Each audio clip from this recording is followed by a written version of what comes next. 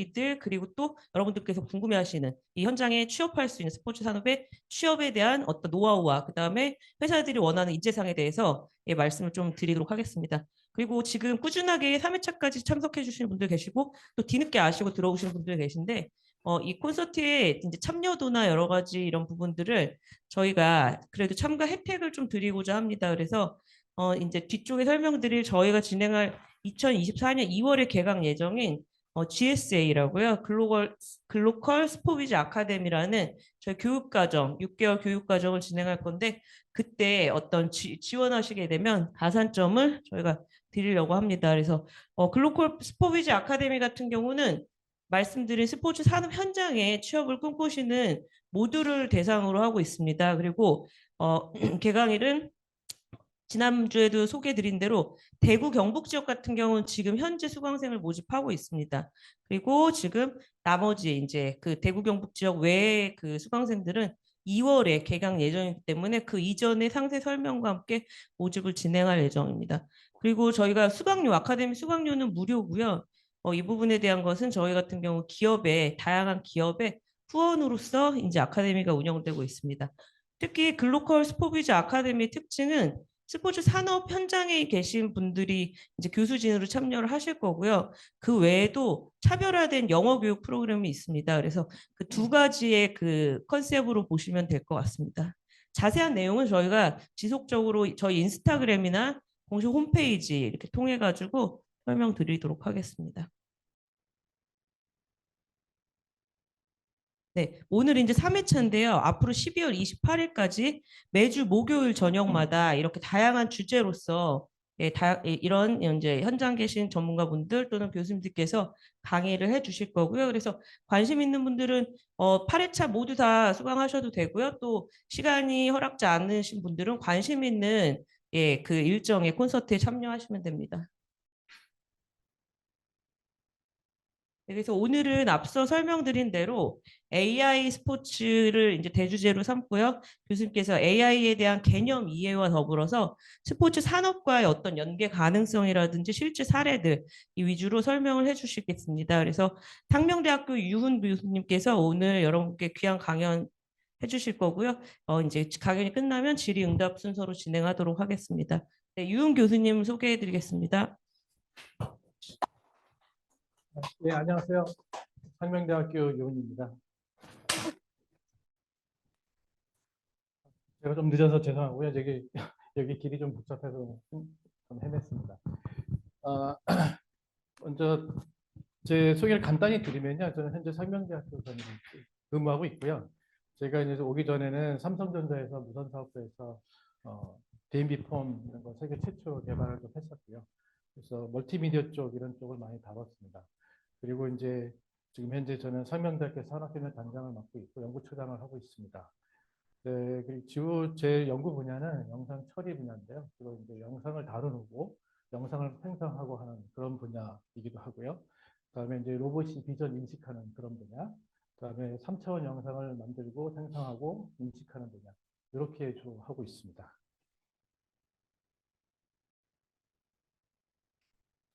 그리고 오늘 주제는 이제 스포츠 관련된 주제이긴 하지만요. 인공지능하고 스포츠하고 우리가 그 구체적인 접점을 하기 위해서는 먼저 인공지능에 대해서 좀 알 필요가 있습니다. 그래서 전반적인 인공지능의 흐름하고 역사를 좀 알면 인공지능의 현재와 미래를 또 파악할 수 있고 그런 장점이 있습니다. 그래서 저는 주로 인공지능의 역사 그리고 그것들이 현재까지 지금 진행되고 있는 기술들에 대한 기본 개념을 설명드리고요. 그리고 인공지능에 다행히 많은 응용 분야가 있겠죠. 그 응용 분야 중에서 이제 마지막에 스포츠 분야는 어떻게 좀 되고 있다는 것, 그런 것들을 정리하도록 하겠습니다.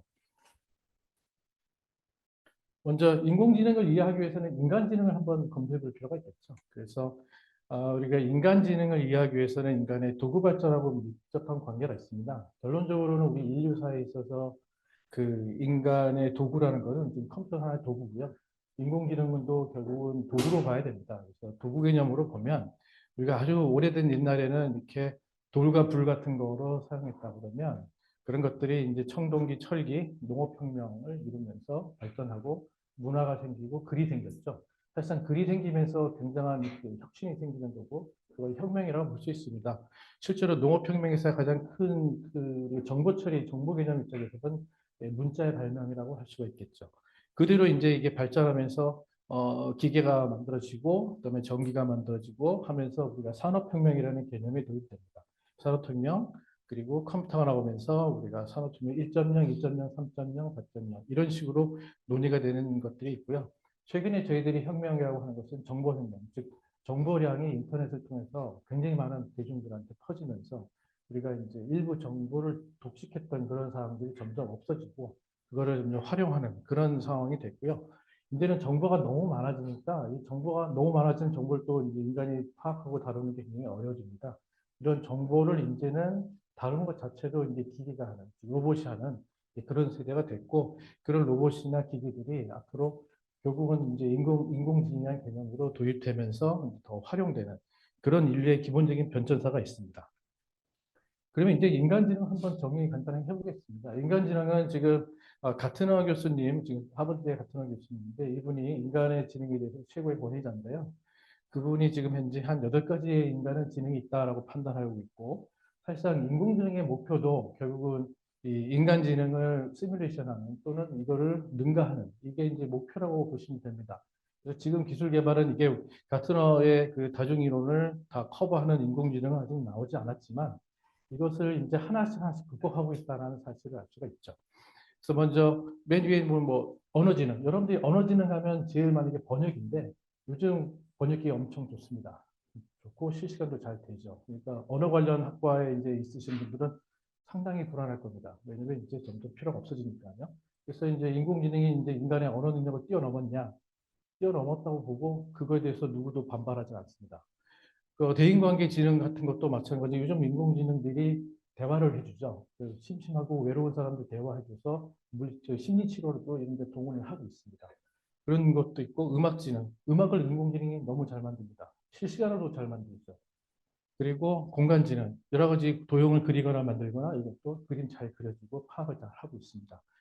신체 운동 기술. 이게 아무래도 스포츠랑 많이 관련되겠는데요. 이 아마도 스포츠는 그 컴퓨터 자체의 이런 메커니즘보다는 로봇의 메커니즘하고 더 많이 닮은 것 같습니다. 로봇은 아직 이 기계다 보니까 발전이 더딥니다. 지능보다는 좀 더딘데 이런 것들 그럼 충분히 잘하겠냐? 만약에 지금은 로봇이 지금 뭐 텀블링도 하고 점프도 하고 지금 현재 로봇이 뛰는 속도가 지금 시속 40km, 50km 정도 뜁니다. 근데 이게 불과 10년 전에는 일어서지도 못했던 로봇들이 지금 불과 10년 만에 시속 50km로 뛰고 있죠. 실제 전쟁터에서는 이보다 더 많은 것들이 개발되고 동원되고 있고요. 그런 상황이 이제 우리 신체 운동 기술이라고 볼 수 있는데 당연히 로봇이 발달하면 당연히 신체 운동 기술은 로봇이 월등히 우리가 좋을 거라는 걸 수많은 영화라든지 그런 걸 통해서 이해할 수가 있습니다. 자연직인의 자연을 탐구한 이거는 이제 연구개발 능력인데요. 이건 아직은 로봇이 좀 부족하지 않냐, 뭐 인공지능이 부족하지 않냐 이런 거고요. 자기 이해 능력, 그러니까 셀프 컨시너스, 자의식이 있느냐 이런 얘기를 합니다. 최근에 여러분들 GPT 많이 들어보셨을 텐데요. GPT 3.5는 어느 정도 수준의 역량이 된다. 뭐 우리가 학부 능력으로 보면 학부 졸업하고 석사 1기 정도의 수준은 GPT 3.5 정도 보통 얘기하고 있고요. GPT 4.5가 나오니까 우리가 뭐라고 그러냐면 예를 들어 이제 석사 정도 수준, 그러니까 뭐 변호사 시험을 이제 상위권 10%로 합격할 정도고 웬만한 의사들도 이 정도 되면 전문의 과정에 있는 수련생 상위 클래스다라고 인정을 하고 있습니다. 저도 4.0 GPT한테 물어보면 얘들은 석사 과정 중간 정도의 능력을 갖고 있는 답을 한다라고 판정하고 있고요. 그러다 보면 그런 능력이 굉장히 뛰어나죠. 그런데 GPT 지금 5.0이 지금 개발 중에 있고요. 이 개발 중인 이제 오픈 AI에 있는 올트만 CEO 같은 경우에는 5.0부터는 우리가 소위 말하는 제너럴 인텔리전스, 그러니까 인간하고 거의 동등한 정도의 능력을 가진 그런 수준의 인공지능이다라고 지금 주장을 하고 있습니다. 그러다 보면 그건 자기의식이 생기고 인간하고 똑같이 행동할 수 있다. 이렇게 이제 주장을 하고 있는데 이건 이제 5.0이 나와봐야 알겠습니다. 제 개인적으로 생각은 그 정도까지는 안 될지언정 근데 그 정도가 하는 건 문제가 없지 않을까 이런 생각이 들고요. 차제 더 나가서는 우리가 슈퍼 인텔리전스 즉 인간의 지능을 완전히 뛰어넘는 거죠. 전체 인류 77억이 있는데요. 그 인간들의 모든 지능을 합쳐도 AI 하나를 못 당한다. 이게 이제 슈퍼 인텔리전스 개념입니다. 그게 이제 얼마 남지 않았겠느냐 뭐 그런 얘기도 지금 논의가 될 정도로 그러다 보니까 자연적으로 인공지능의 윤리 문제라든지 그 도덕적인 문제까지 대두되는 그런 상황이 지금 현재 있다고 할 수 있겠고요. 논리나 수학 지식, 이제 수학 문제를 풀고 새로운 수학을 찾아내고 하는 것들이 정말 못했는데 이제 조금씩 잘해지고 있다 이거죠. 아직은 이제 수학자를 감당하지 못합니다. 그래서 그렇게 정리해 보면 가트너가 주장하는 이 인간지능 8개 분야에서 상당 부분은 지금 인공지능이 따라와 있다. 이렇게 이해를 할 수도 있습니다. 이렇기 때문에 이제 많은 것들이 이제 많은 분야들이 인공지능을 어떻게 활용해서 우리가 쓸 것이냐, 또는 인공지능한테 우리가 또 속된 말로 밝힐 거냐, 아니면 얘네들 데리고 우리가 쓸 거냐, 이런 논의가 지금 점점 많아지는 거고요. 그런 분야도 아마 스포츠 분야도 점점 확대되고 있고 그렇다고 볼 수 있죠. 재밌는 건 이제 처음에 인공지능이 나왔을 때 가장 인공지능 영향을 안 받은 게 뭘까? 그래서 생각을 했었어요. 10년 전에. 그때 얘기 나왔던 게 뭐냐면 예체능 분야는 괜찮을 거다. 음악 만들고 그림 그리는 거 괜찮을 거다. 소설 쓰고 이런 거 괜찮을 거다. 창의적이니까. 근데 결국 뚜껑을 열어보니까 제일 먼저 그쪽에 영향을 받습니다. 소설? 이제 소설가보다 인공지능이 더 잘 쓰고요. 그림 인공지능이 훨씬 잘하고요. 음악 인공지능이 더 잘 만들 수가 있습니다. 아직은 최고의 음악가보다는 못하지만 많이 따라갔다는 거고요. 그러니까 작곡가 옛날에 10명이 필요했다면 지금 한 명에서 10인분 할 수 있다는 상황이 되는 거죠. 그러니까 지금 당분간 인공지능은 그런 식으로 진행이 되는 게 이제 현실이다. 이런 관점으로 이제 도입을 이제 하면 되겠고요. 그리고 인공지능의 이제 역사를 제가 많이 썼지만 간단하게 브리핑 해드리겠습니다. 인공지능은 이제 기본적으로 튜링한 사람부터 시작을 합니다. 앨런 튜링이 인공지능 분야에서는 사실상 인공지능의 아버지라고 부르는 사람이죠. 그리고 실제로 앨런 튜링이 인공지능이라는 말을 쓰진 않았지만 앨런 튜링은 컴퓨터가 나올 때 고시됩니다. 그 사람이 1950년대 말했지만 태생은 이제 12년생에서 54년까지 좀 짧게 사신 분인데요. 이분이 이제 세계 제2차 세계대전 때 군에 참여해서 독일에 이제 막 암호를 해독하는 그런 이제 분야에 들어가서 근무를 했었죠. 거기서 이제 독일의 암호를 해독하니까 너무 수작업이 많고 너무 힘들더라 이거죠. 그래서 그거를 좀 자동으로 해주는 기계가 없을까? 라고 시작하면서 이 사람은 암호 해독은 안 하고 기계를 만들기 시작하고 컴퓨터를 만들기 시작합니다. 그래서 그 컴퓨터를 만들고 하다 보니까 인간이 혼자서 열심히 노동으로 그 노력으로 시간으로 할 수 있는 것보다는 기계가 앉아서 그냥 쉽게 할 수 있으면 얼마나 편할까. 그래서 웬만한 일은 기계가 하는 게 좋겠다. 이런 거를 처음 생각한 사람이 이제 앨런 튜링이라는 사람이고요. 이 앨런 튜링이라는 사람이 나중에 한 50년 되면 그러면 이제 그 컴퓨터 뭔가 인공지능의 것들이 구분하는 테스트를 하나 만들었는데요. 이제 이렇게 블라인드 쳐놓고 이제 대화를 합니다. 실제 사람하고 대화 한번 해보고 컴퓨터랑 대화해보고 번갈아가 대화하면서 사람은 못하면 내가 지금 사람이랑 대화하고 있어. 그럼 사람이야. 지금 대화하는 거 컴퓨터 같아. 컴퓨터야. 이걸 계속 번갈아 가면서 하면서 테스트를 해가지고 하다 보면 이제 사람이 어느 정도 순간 보면 이제 어설프게 대답하면 이거 기계네라고 금방 아는데 어느 순간부터는 이제 기계인지 사람이 이제 헷갈리기 시작하다가 어느 순간부터는 이제 그냥 기계가 더 살아났다는 거죠. 요즘은 그렇게 나옵니다. 그러니까 목소리도 예전에 딱 보면 기계음 들리지 않습니까? 컴퓨터 기계음 삑삑 들리는데 요즘은 컴퓨터 기계음 안 들립니다. 완벽하게 제대로 된 그 음성 합성 툴로 쓰게 되면요. 완벽하게 여러분들의 목소리도 모사할 수 있어가지고 실제로 그걸 이용해서 사기도 많이 치는 그런 상황까지 이르렀는데 그런 것을 구분하는 거죠. 이게 기계인지 사람인지 구분하는 테스트를 튜링 테스트라고 합니다. 그래서 인공지능이 이게 얼마나 좋냐 나쁘냐를 판가름할 때 보통 튜링 테스트를 한다 이런 표현을 많이 쓰죠. 그래서 이걸로 시작해가지고 많은 사람들이 인공지능에 대한 정의를 했지만 저는 가장 중요한 사람이 튜링이라고 봅니다. 그대로 이제 그 인간하고 인공지능하고 이제 여러 가지 대결을 좀 하면서 보통 이런 것은 인공지능에 대한 선전이죠. 보통 이게 마케팅의 하나 수단입니다. 이게 노이즈 마케팅 비슷한 건데요. 사람들한테 관심을 두기 위해서 그 인간하고 다음에 인공지능하고 이제 대회를 열죠. 되게 유명한 대회 한 3개 정도로 뽑아주면 먼저 97년도에 이제 체스 경기가 있었습니다. IBM에서 만든 딥블루라는 인공지능 시스템인데요. 체스 경기를 했죠. 저 체스 챔피언은 유럽 챔피언입니다. 근데 인공지능하고 게임을 했을 때 인공지능이 2승 3무 1패로 인공지능이 완전히 이기면서 이때 이제 한번 인공지능이 이제 무섭다. 그래서 97년도부터 여러분들 보면 97년도 이후의 영화들이 터미네이터님 뭐냐면서 인공지능 로봇 만면서 나중에 그 많은 인공지능 로봇들이 사람을 짓밟는다 이런 영화도 많이 나옵니다. 그 시대가 이제 97년도 이후죠. 그러다가 또 이제 약간 이제 흐지부지 되고 이제 잘 장사 안 되고 시작하니까 다시 IBM이 왓슨이라는 인공지능을 만들죠. 2011년도인데요. 저것도 굉장히 센세이션했어요. 왜냐하면 일반 토크쇼에서 그 질의응답하는 그런 토크쇼인데 왓슨이 사람의 그 사회적 목소리를 알아듣습니다. 질문을 하면 그대로 알아듣고 그거를 분석해서 답을 찾고 그걸 다시 인간의 언어로 얘기해 주는 거죠. 완벽하게 참여하였던 그런 퀴즈 참여자랑 똑같은 형태로 했었고요. 그렇게 했을 때 어떻게 나왔냐? 인공지능이 이겼죠. 그러니까 이게 된다는 거 하면 인공지능이 벌써 사람의 말을 완벽하게 알아듣는다라는 내용하고 그리고 그 답을 단순히 알아듣는 것뿐만 아니라 내용을 이해해서 그거에 대한 적절한 답을 찾더라. 답을 찾고 그 답에서 그걸 다시 정확히 사람의 언어로 다시 표현해 줄 수 있다. 이거 이렇게 되면 이제 많은 것들을 할 수가 있는 거죠. 실제로 IBM은 왓슨을 좀 더 개발시켜서 전문가 시스템으로 의료 시스템이나 뭐 법률 시스템으로 그런 쪽으로 지금 개발하고 계속 있다는 걸 알고 있습니다. 그렇게 여러분들이 많이 알파고 얘기 많이 들었죠. 우리나라에서 한번 했기 때문에 2016년도인데요. 딥마인드라는 회사가 이제 그 구글에 인수되면서 이제 전 세계적인 쇼를 한번 합니다. 쇼를 하는데 당연히 이세돌 구단하고 바둑은 이제 경우 수가 훨씬 많기 때문에 못할 거다라는 생각을 많이 했었어요. 근데 이제 예전에는 예를 들어 1997년도에 컴퓨팅 파워라는 거는 지금의 컴퓨팅 파워가 비교가 되게 열악했죠. 그러니까 만약에 알파고 같은 게 바둑 한 수 두려고 그러면 1997년도에는 아마 한 수 두 개에서 계산을 하게 되면 아마 3박 4일은 계산했을 거예요. 3박 4일 계산해가지고 바둑을 둘 수 없죠.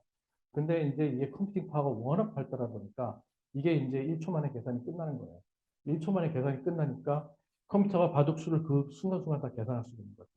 근데 똑같이 바둑수 계산한 거 이세돌도 계산을 하거든요. 근데 이세돌은 감각에 의사하는 거고 컴퓨터는 정확한 계산에 이제 숫자로 가는 거죠. 그러니까 이렇게 되면 결국은 누가 이길까요? 컴퓨터가 이길 수밖에 없는 구조입니다. 이거 할 때 사실상 저희 쪽은 이세돌이 질 거라고 했어요. 사람들은 당연히 인간이 이길 거라 생각했지만 이거는 무슨 게임이랑 비슷하냐면 여러분들이 여러분들은 주사위 가지고 계산을 하고 컴퓨터는 계산기 가지고 계산을 해요. 그 게임하는 거 똑같은 거예요. 이런 게임은 인공지능이랑 할 필요가 없는 거죠. 근데 그건 뻔히 알면서 이제 구글의 딥마인드에서 이런 걸 했었죠. 그래서 이런 것들이 이제 히스토리로 자꾸만 나오면서 사람들이 인공지능에 대해 관심을 갖고 심지어는 이제 대통령도 인공지능을 얘기하고 그렇게 되는 시대가 된 거죠. 그러다 보니까 이제 인공지능 전반적으로 많은 사람들한테 관심을 갖는데 그런 많은 역할을 했다는 거죠. 앞으로도 이런 게임은 자주 나올 겁니다. 자주 나올 거고 이제 더 자극적인 게 나오겠죠. 자극적인 걸로. 근데 제가 봤을 때는 앞으로 스포츠 분야가 또 이런 센세이션 한번 하지 않을까라는 생각이 들어요. 아직은 인간하고 로봇하고 100m 달리기 안 했잖아요. 이제 그런 걸 할 수도 있고 박지관이 똑같은 인간이 달렸을 때 누가 더 빠르냐. 물론 이제 로봇이 더 빠를 수가 있겠지만 어쨌든 그런 것들 다음에 이제 되게 어려운 뭐 그런 것들 다양한 분야에서 인간과 다음에 로봇과의 스포츠 대결이라든지 그런 것들은 되게 마케팅이나 센세이션 이런 테마로 되게 좋은 테마일 수도 있습니다. 간단하게 이제 컴퓨터 역사를 볼 건데요. 컴퓨터 역사는 한마디로 어마어마하게 빠른 속도로 계산량이 늘었다. 이렇게 얘기할 수 있겠습니다. 아까도 알파고가 이세돌을 이겼었던 이유는 컴퓨터 연산 능력이죠. 안에서 계산하는 걸 얘는 거의 덧셈 뺄셈밖에 없어요. 컴퓨터는. 컴퓨터는 덧셈 뺄셈으로 사실상 거의 모든 걸 계산을 합니다. 근데 그거를 어마어마한 빠른 속도로 계산을 하는 거죠. 근데 인간은 좀 더 덧셈 뺄셈보다는 다른 생각을 갖고 하는 거고요. 근데 이제 이 계산기는 이 덧셈 뺄셈 하나만큼은 어마어마한 속도로 하기 때문에 그거는 인간이 쫓아가지 못하는 거죠. 근데 재밌는 거는 여러분들이 생각하는 모든 알고리즘, 논리적인 사고방식 이런 것들이 진짜 단순한 덧셈 뺄셈 몇 가지의 로직만으로도 전부 다 구현될 수 있어요. 이게 전혀 문제없이 다 구현됩니다. 되게 신기하지만 다 구현이 되고 그 논리를 가지고서 우리가 프로그램도 짜고 코딩도 하고 인공지능 시스템도 만드는 거죠. 그래서 이제 역사는 우리 이렇게 뭐 배틀 만드는 거, 배틀을 얘기했는데 저게 프로그래밍 배틀이에요. 저게 이제 내가 프로그램을 하면 기계화되어 있는 건데 배틀을 내가 원하는 형태로 만들어주는 그 프로그램이죠. 우리가 인공지능에서 얘기하는 것은 단순히 기계가 아니라 주판알도 기계라고 할 수 있는데 그런 게 아니라 우리가 원하는 어떤 그 의도를 갖고 프로그램을 집어넣으면 거기에 맞게끔 뭔가 짜주는 거.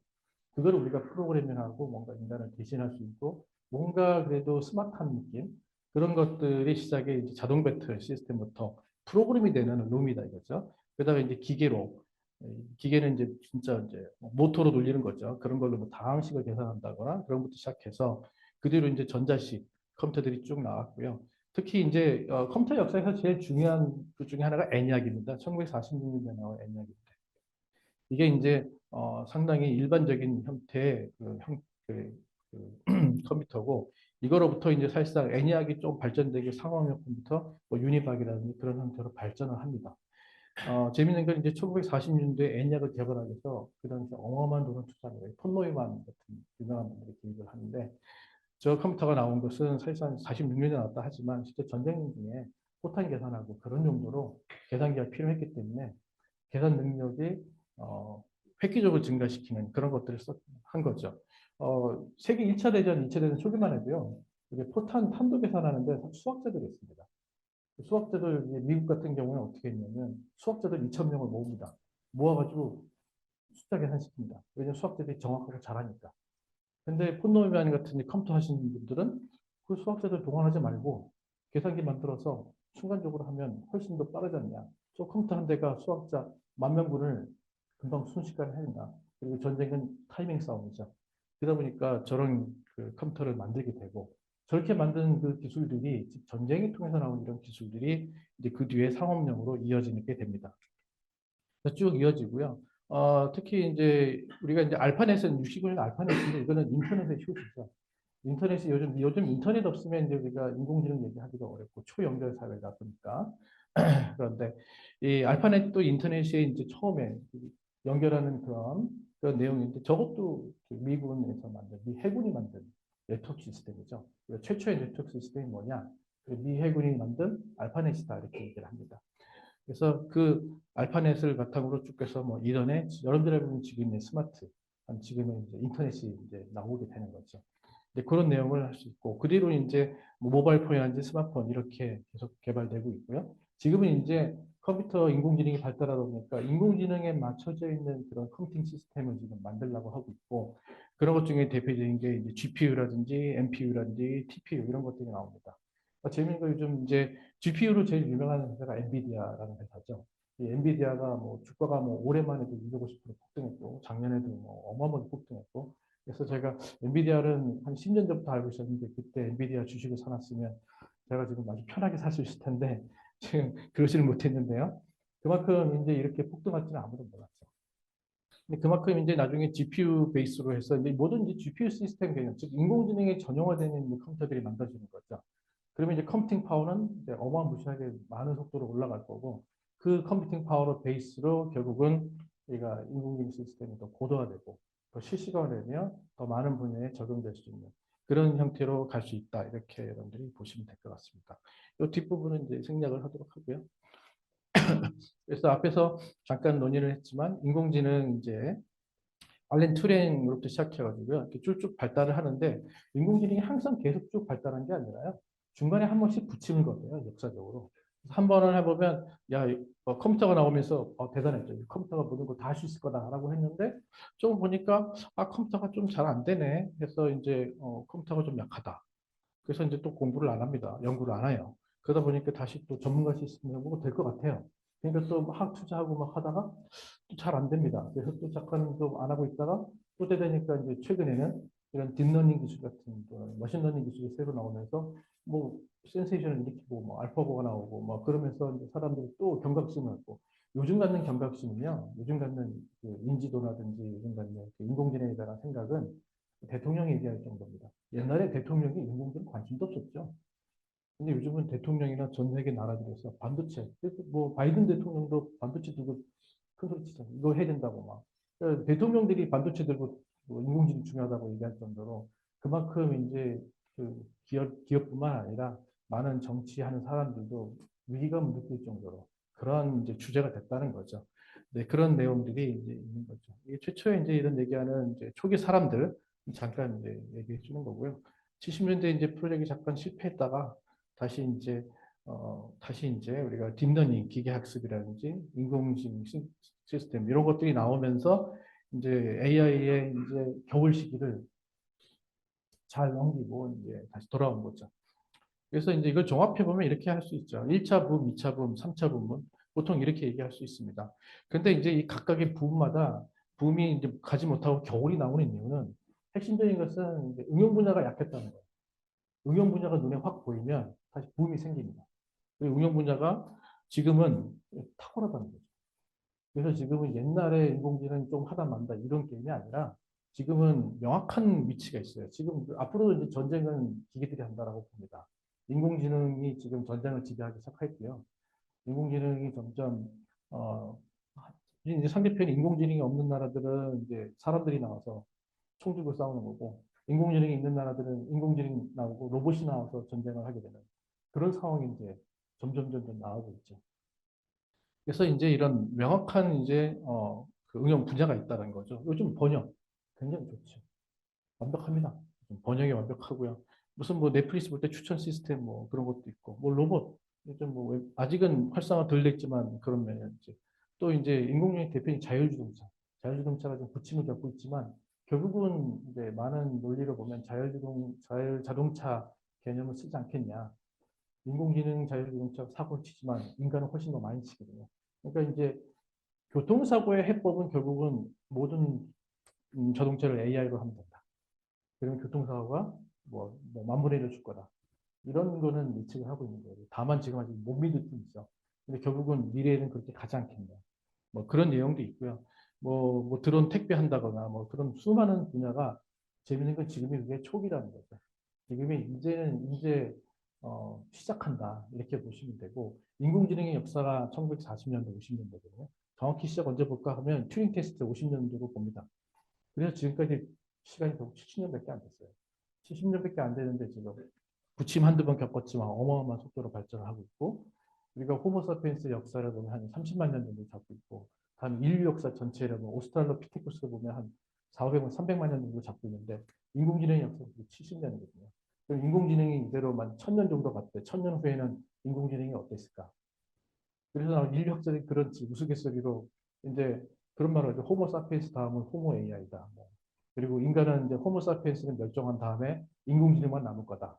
뭐 우스갯소리로 그런 얘기도 하지만 저는 개인적으로 보면 진짜 10만 년 후에는 진짜 인공지능만 우리 없어지지 않을까.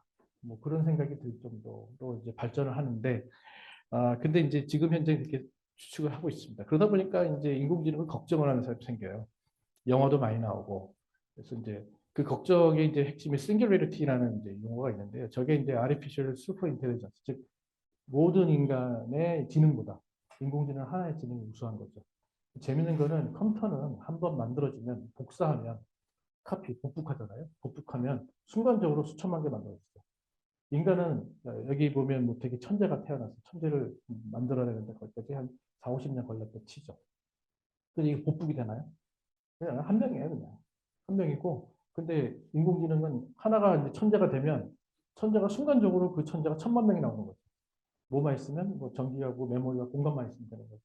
그게 이제 이 컴퓨터 세계의 논리기 때문에 그러다 보니까 뭐 학자들이라든지 다음에 뭐 여러 가지 뭐 최근에 뭐 빌 게이츠조차 머스크 이런 사람도 인공지능 뭐 해야 되지 않냐 관리해야 되지 않냐 뭐 이런 소리를 할 정도가 된 거죠. 그게 이제 그 키워드가 이제 싱귤레리티고 저게 이제 또 불을 지핀 게 GPT가 좀 불을 지폈죠. GPT가 워낙 이게 말을 잘하다 보니까 사람들이 GPT를 쓰다 보면 그걸 많이 느끼는 거죠. 그다음에 인공지능을 통제하는 이런 거죠. 인공지능한테 맡기면 큰 문제가 이 자동차 그림 두 개 보시면 자, 사람이라면 사람이 있으면 무조건 피하겠죠. 피하는데 만약에 한쪽에 많은 사람이 있고 한쪽에 적은 사람이 있어요. 그럼 인공지능은 어떻게 선택하느냐. 많은 사람을 살리기 위해서 과하게 한 사람을 죽여버리죠.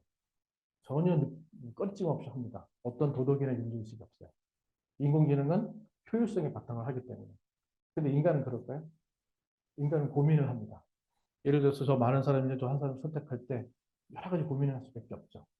그리고 거기에 대한 윤리적인 번뇌도 할 수 있고 뭐 그런 것들이 있는데 근데 인공지능 그런 거 없이 그냥 일부를 그냥 소모시켜 버리죠. 그래서 그리고 뿐만 아니라 아까 얘기했지만 군용으로 쓸 수 있는 이런 살상무기들 이 살상무기에 대해서 말이 많아요. 그래서 인공지능들이 스스로 생각해서 사람을 죽일 수 있는 능력을 주는 게 말이 되느냐 안 되느냐 안 된다고 보는 거죠. 최소한 사람이 명령을 내려야 된다는 거죠. 사람이 명령을 내리면 인공지능이 아니죠. 인공지능이 지가 알아서 돌다가 그냥 어째 없애버릴 수 있다는 거죠. 그런 것들을 인공지능한테 허용해줘야 되겠느냐? 그런 논리가 있지만 결국은 전쟁은 잔인하다 보면 결국 가지 않겠냐는 거죠. 결국은 전쟁터는 결국은 인공지능들의 싸움이 될 확률이 매우 높다. 이렇게 이제 가는 거죠. 그밖에 이제 그 재밌는 거는 이제 직업 부분들이 있죠. 여기 이제 젊은 친구들이 많기 때문에 인공지능 때문에 내 직업이 어떻게 될까? 또는 내 전망이 어떻게 될까? 이런 고민을 많이 합니다. 실제로도 굉장히 많이 하죠. 그래서 이제 외국에서도 많이 하고요. 뭐 다보스 경제 포럼에서 얘기했고 우리나라 이제 뭐 한국은행에서도 자료 발표하고 이런 많은 얘기를 하고 있습니다. 근데 잘 맞지가 않아요. 그때 할 때마다 틀려요. 왜냐면 나올 때마다 이게 되게 위험하네. 그리고 그쪽 계열들이 좀 안 좋을 거야. 조금 전에는 또 그게 아니죠. 근데 제가 보면 이렇게 생각할 수가 있어요. 인공지능을 쓰는 게 하고 사람을 쓰는 거하고 싼 쪽이 유리한 쪽이에요. 만약에 사람을 쓰는 게 싸면 사람을 쓸 거고요. 인공지능을 쓰는 게 싸다고 하면 인공지능을 쓸 겁니다. 경쟁 논리로 가면 분명히 그게 우선이 될 겁니다. 그러니까 로봇을 내가 쓰고 싶어도 로봇이 모든 걸 우리 인간을 대체할 거다. 저는 그렇게 생각하지 않아요. 왜냐하면 로봇 하나 만드는 게 비싸거든요. 또 완벽하게 인간을 닮은 로봇을 만들어서 집안 가사 도우미를 쓰려고 그래요. 그럼 지금 비용은 한 10억 들 거거든요. 그럼 10억 들래? 아니면 그냥 인간 월급 주고 쓸래? 인간 월급 주고 쓰는 게 더 싸면 그걸 하는 게 낫죠. 근데 인간의 월급보다 인공지능이 더 싸요. 로봇이 더 싸요. 로봇이 했더니 1,000만 원밖에 안 돼. 그러면 이제 월급 안 주고 나는 로봇 쓸래. 이럴 수도 있는 거죠. 근데 그런 이제 스타일로 갈 거고요. 그러다 보니까 뭔가 새로운 게 나오면 거부감이 항상 들어요. 거부감이 들고 역사적으로도 있습니다. 1811년도에 산업혁명이었을 때 러라이트 운동 유명하죠. 공장 근로자가 이제 방직 공장에서 열심히 수작업 하는데 공장 이제 모터가 이제 뭐 들어오면서 자동화되니까 일자리를 한순간 잃어버리는 거죠. 그때만 해도 영국에서는 이제 복지제도가 제대로 안 돼 있다 보니까 그냥 근로자 내보낸 거죠. 그러다 보니까 이제 공장 근로자들이 먹고 사는 게 난감하니까 화가 나서 와서 다 때려 부시거나 그런 일이 물론 몇 년 동안에 거쳤어요. 러다이트 운동. 지금도 보면 인공지능에 대한 좀 거부감은 제2의 러다이트 운동 아니냐 뭐 이런 얘기도 많이 하고 있죠. 하고 있는데 사실상 그 지나고 사다 보면 산업혁명에 보면 오히려 우리가 득을 줬지 실은 주지 않았죠. 결국은 직업은 없어지지 않고요. 직업이 변하는 겁니다. 결과적으로. 그러니까 이제 이 계속 변하는 환경을 내가 어떻게 쫓아갈 거냐. 사실상 이게 저도 학생들한테 늘 그런 얘기를 해요. 제가 학생 수업할 때 GPT를 쓰는 걸 허용해 줍니다. 숙제를 학원 먹어. GPT 써라. 대신 GPT가 하는 말이 거짓말인 걸 판별해내라. 그리고 GPT를 썼으니까 GPT보다 잘해라. 그렇지 않으면 너희들은 밖에 나가면 GPT한테 발표 선다. GPT한테 발표할래? 아니면 GPT를 갖고 쓸래? 이런 얘기를 하거든요. 그게 현실일 수밖에 없어요. 미래를 준비하는 사람들은 아마도 그런 고민을 하지 않을 수밖에 없습니다. 이제 경쟁이 누구냐? 사람이 아니에요. 여러분들이 경쟁은 사람이 아니라 결국은 누구냐? 인공지능을 활용해서 할 수 있는 능력 가지고 하는 거죠. 인공지능을 잘 활용한 사람은 10인분을 해요. 지금은 10인분입니다. 앞으로는 100인분 하겠죠. 더 나가서 1000인분 할 수도 있겠죠. 그러면 이제 난감해지는 거죠. 그런 이제 활용이 되기 때문에 그래서 이제 이런 분야를 자꾸만 이제 변하는 거를 어떻게 쫓아가느냐. 그래서 결국은 전 학생들한테 늘 얘기하는 게 변화를 쫓아가는 사람들이 결국은 살아남는다. 변하지 못하면 이제 가는 겁니다. 그냥 조용히 사라지는 거죠. 여기 러다이트 운동하는 사람들이 만약에 기계가 들어왔어요? 그럼 기계를 공부하고 그 기계를 수리하는 능력을 키우든가 아니면 기계에 들어가는 재료를 파악하는 것도 생각한다거나 그런 쪽으로 좀 더 고급화된 일을 할 수가 있어요. 근데 자기는 평생 노동만 했기 때문에 머리를 쓰기 싫은 거죠. 그러니까 기계를 부수면 돼. 라고 생각하는 순간 그 사람은 도태되는 거죠. 그런 도태는 누구도 도와주지 않아요. 여태까지 역사가 그랬어요. 그러니까 결국은 인공지능의 도구를 내가 활용해서 이 변하는 사회를 어떻게 잘 쫓아갈 거냐. 이렇게 여러분들이 생각하면 훨씬 인공지능에 대한 공포를 없애고 미래를 좀 더 준비하는 게 맞지 않나. 뭐 이런 생각이 듭니다. 그래서 인공지능에 대한 기술, 이걸 이제 간단히 얘기를 하면, 사실상 인공지능 기술을 여러분들이 이 짧은 시간에 얘기해가지고 다 이해한다는 거는 사실상 불가능할 것 같죠. 제가 학생들한테 인공지능의 핵심 기술을 가르치는 것도 보면 굉장히 많은 시간이 들어가고요. 요소 기술들이 수백 개가 넘어요. 그 수백 개가 넘는 요소 기술들을 하나하나 따라가야 되는데 그걸 없이 그냥 뭐 맨 마지막에 있는 기술 하나만 적당히 외워가지고 쓰면 되느냐? 세상에 그런 공짜는 없습니다. 그래서 이 전공을 한다는 것도 다 그런 개념이죠.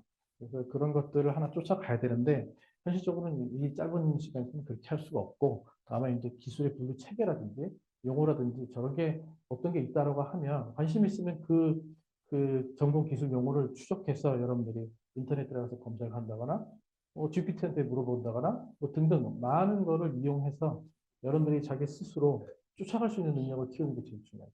학교에서도 더 이상 지식을 전달하는 거는 이제 학교의 역할이 아니라고 보거든요. 학교는 이제 결국은 스스로 지식을 찾아 나갈 수 있는 능력을 키우는 게 학교의 역할이고, 아카데미 역할은 그렇게 가는 거고, 단순하게 배를 만들어주는 건 아니고, 배 만든 기술을 전달하는 것도 아니고요. 심지어는 지금 새로운 배를 만들 수 있는 걸 네가 스스로 해봐라. 그거를 갈 수 있는 그 길을 만들어주는 거죠. 그러기 위해서는 예제를 이렇게 들어주는 거고, 그렇게 가는 게 이제 점점 이제 그런 상황이 됐다. 이렇게 얘기할 수가 있겠습니다.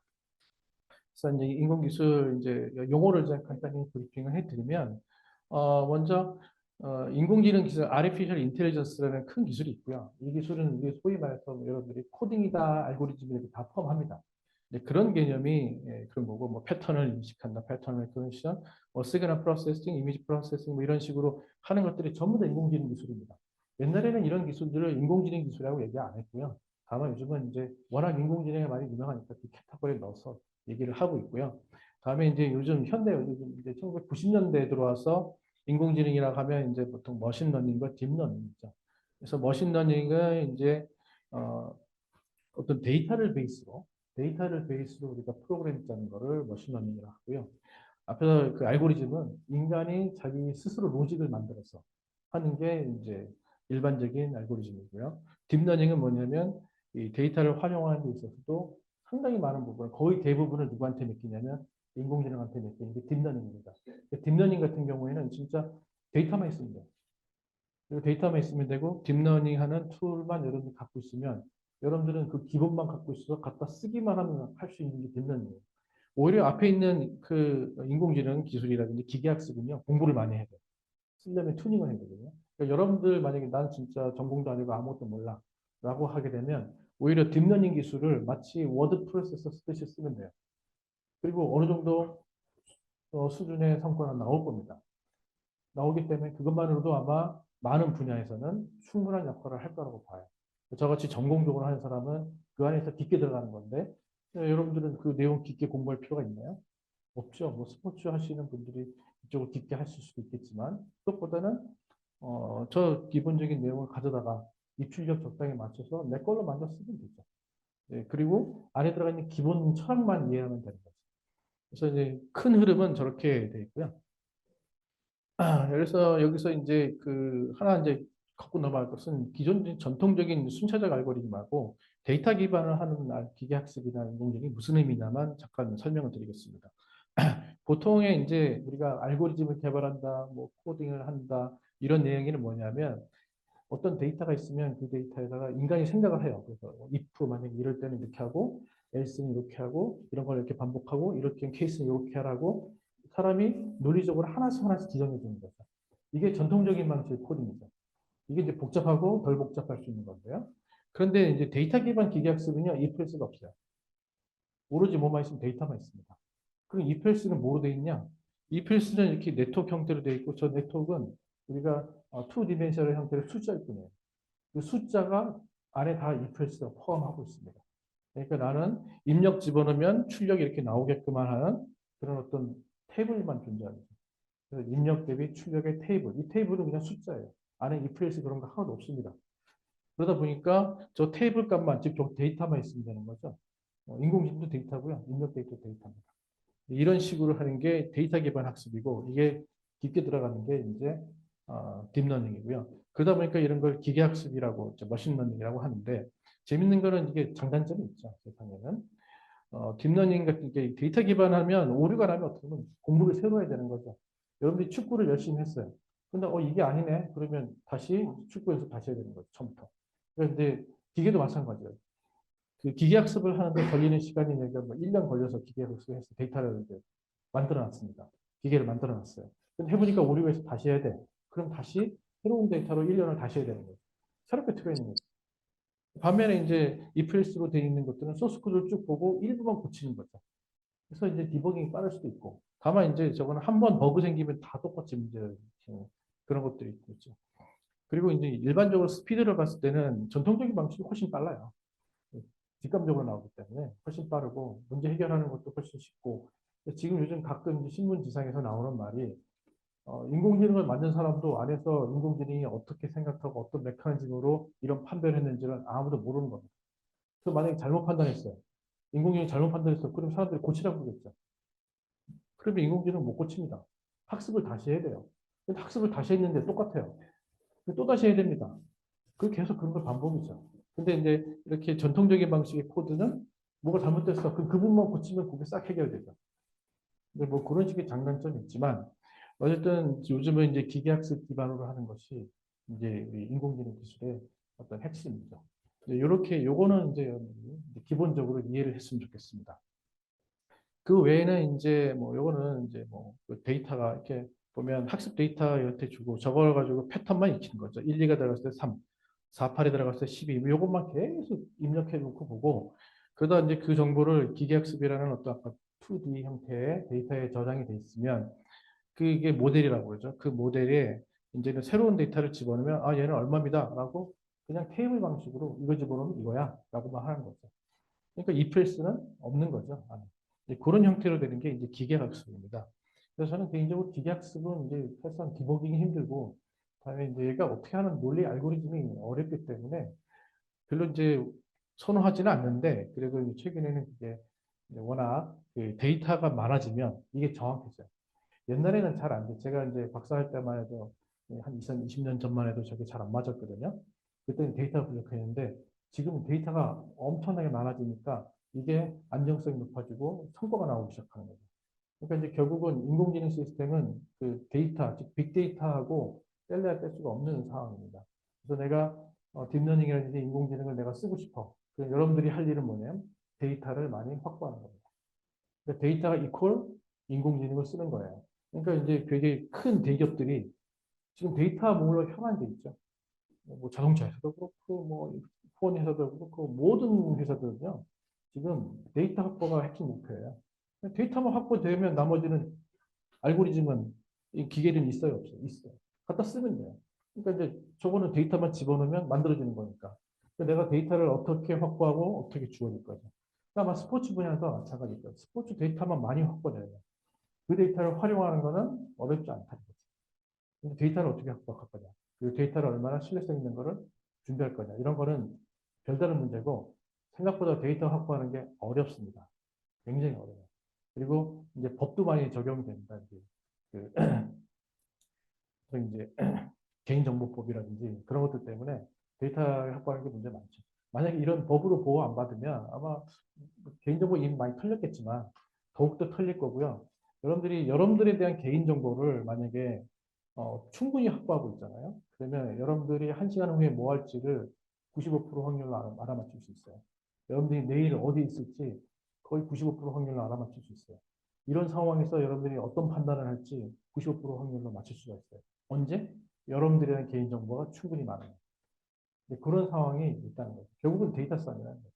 그래서 이제 계속 데이터를 많이 추출하려고 이제 굉장히 많은 회사들이 노력하는데 데이터 중에서 역시 제일 가치 있는 데이터는 개인정보입니다. 인간 정보들이 제일 중요해요. 결국 인간이 이제 주체가 되고 돈을 쓰는 핵심이고 하다 보니까 인간의 데이터를 개인정보죠. 그런 개인정보를 자꾸만 몰래 털려고 그러죠. 지금도 엄청 털리고 있습니다. 지금. 그런 내용이 이해를 하시면 될 것 같아요. 그리고 이제 그 머신러닝에 앞에서 이제 크게는 이제 인공지능이라고 있었고, 다음에 기계학습, 기계학습이 머신러닝이다. 그리고 그 다음에 이제 이 안에들은 여러 가지 있는데 그 중에서 머신러닝에 이제 여러 가지 학습 방법이 있는데요. 이건 좀 전문화된 방법이고, 크게 이제 지도학습, 비지도학습, 강화학습이 있어요. 보통 요거 이제 많이 얘기하는데 지도학습은 내가 데이터를 갖고 있는 거죠. 입력과 출력을 갖고 있어서 그걸 베이스로 이제 기계학습을 하는 전통적인 방법이 지도학습이고 머신러닝이 비디오학습은 이제 내가 지도를 못할 경우에 어떻게 하겠냐 이런 얘기고요. 강화학습은 시행착오에 의해서 계속 익혀나가는 거죠. 전형적으로 로봇을 일어서게 하고 뛰게 하는 것은 강학습입니다. 그리고 이제 게임을 하는데 이렇게 생각하면 되겠어요. 스포츠를 하는 데 있어서 트레이닝을 하는 데 있어서 아무것도 모르는 두 사람이 있어요. 두 사람한테 계속 축구를 연습시켜요. 그냥 공 차라, 너는 맞고, 너는 뛰어라, 받아라. 간단한 것만 알려줍니다. 근데 그렇게 막 하다 보면 실력이 점점 늘죠. 그게 강학습입니다. 컴퓨터도 그렇게 해요. 근데 컴퓨터는 순간적으로 하루에 100만 번씩 하는데 인간은 하루에 한 번밖에 못 하는데. 그러니까 컴퓨터는 강학습을 어마어마하게 빠른 속도로 하는 거죠. 인간이 천천히 하는데 반해서. 그런 게 강학습인데 로봇도 그런 강학습을 하게 돼서 시뮬레이션 툴이나 이런 걸 통해서 순간적으로 어, 아무 기술 필요 없어요. 그냥 칼 두 자루 두고 로봇끼리 싸우게 시킵니다. 그냥 너희들은 평생 싸우면 해. 어느 순간 보면 얘네들은 어마어마한 칼들이가 되는 거죠. 그런 식의 이제 학습이 필요한 강학습이죠. 아마 스포츠 분야에서는 만약에 쓴다 그러면 강학습 분야가 좀 쓰이지 않을까라는 생각이 이제 좀 듭니다. 그런 것도 이제 툴을 갖다 쓰는 거겠지만요. 뭐 그 외에 이제 이런 요거는 이제 넘어가도록 하고요. 강학습은 이렇게 되고요. 그다음에 이제 최근에 나온 딥러닝 기술 얘기는 딥러닝은 이제 인간의 뇌세포를 모방하는 그런 내용이고요. 그런 기술들의 되게 내용은 어려운데 이 내용에 이제 몇 개 키워드만 이제 기술적인 키워드만 설명해 하겠습니다. 보통 이제 딥러닝 중에서 많이 쓰는 게 이제 ANN 이게 있고요. 뉴럴 네트워크라는 게 하나 있고 그게 이제 발전된 것 중에 하나인데 컨볼루셔널 뉴럴 CNN이라고 많이 알죠. CNN은 마치 저거랑 비슷한데 미국의 언론사랑 비슷한데요.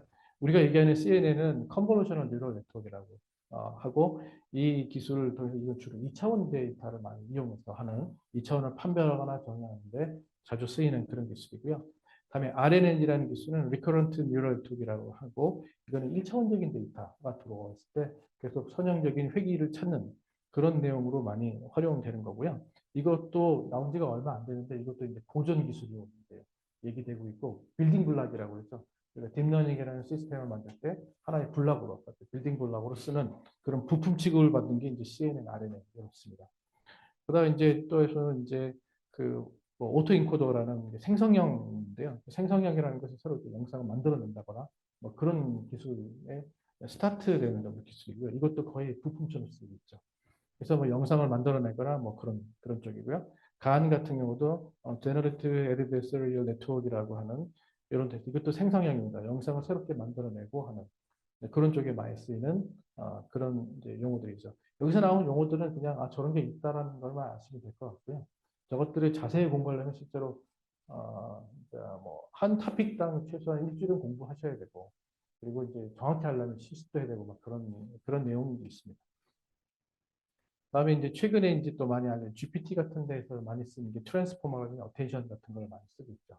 트랜스포머는 이제 어텐션이랑 다 구글이 만든 용어입니다. 구글이 이제 자기네들이 기본적인 테크닉을 만들기 위해서 만든 그런 기술인데 좀 복잡하죠. 저런 것들을 이제 활용해서 이제 딥러닝을 하고 있다. 저런 이제 기본 부품을 이용해서 만든 게 하나가 뭐 GPT 이런 것들입니다. 실제로 GPT만 있는 게 아니라요. GPT 유사한 게 수십 개입니다. 그 중에서 제일 유명한 게 GPT인 것 뿐이고요. 그런 것들이 굉장히 많다, 실제로는. 지금 많은 경쟁을 하고 있죠. 우리나라에서도 만들고 있어요, 그래서. 근데 아무래도 자본하고 뭐 이런 것들이 좀 딸리는 면이 있죠. 예를 들면 GPT 3.5를 만드는 데 들어가는 비용이 한 3, 4조 들어갔다고 얘기를 해요. 근데 3, 4조 적은 돈이 아니죠. 그렇죠? 어마어마한 돈을 투자해서 만든 거죠. 대부분의 돈이 누구냐? 마이크로소프트사가 됐어요. 마이크로소프트사가 오픈 AI에다가 GPT 3.0, 3.5를 개발할 때 15조 지원했거든요. 그 중에서 이제 3.7조 동원해가지고 GPT 3.5를 만들었고, 그걸 또 업그레이드해서 4.0 만들었고, 돈이 좀 있으니까 이제 최고 5.0 만들고 있고, 거의 돈지랄입니다, 거의. 그래서 웬만한 나라급 규모의 어떤 전략적 투자를 하지 않으면 GPT 같은 거 못 만들어요. 그러니까 우리 보고 GPT 뭐 만들다 개발하라 그건 다 거짓말이고요. 우리는 이제 갖다 쓸 수밖에 없는 거예요, 현실적으로. 네, 상황이 그렇다는 거죠. 아마 그러면 이제 다른 이제 이거를 이제 도저히 참을 수 없어 하는 나라들은 이제 아마 중국 정도는 참을 수 없어 우리 스스로 만들 거야 할 거예요. 그 중국은 또 자기 나름대로 뭐 10조, 20조 투자해서 만드는 거죠. 네, 그런 식으로 해서 서로 만든 인공지능 가지고 이제 전쟁 벌이는 거죠. 궁극적인 이제 그런 최악의 상황이 벌어지면 그런 상황이 있다 이거죠. 이게 생산경도 보면 굉장히 많은 게 나라별로 또는 이제 국가별로 이렇게 나와 있다는 것도 알 수 있죠. 그밖에 이제 GTP겠지. GTP는 이제 응용 분야가 워낙 많습니다. 마케팅 하는데 GPT 정말 많이 쓸 수 있고요. 뭐 여러 가지 뭐 금융이든 뭐 어떤 뭐든 쓸 수 있는 상상을 할 수 있는 건 엄청 많습니다. 여러분들이 이제 실제로도 GPT 가지고 어디 쓸까라고 인터넷 검색하거나 유튜브 검색하면 뭐 수천 개씩 나옵니다. 그러니까 이제 GPT 가지고 응용할 수 있는 것 유튜버들도 엄청 많고요. 그런 것들을 이미 세상에는 정보가 다 있어요.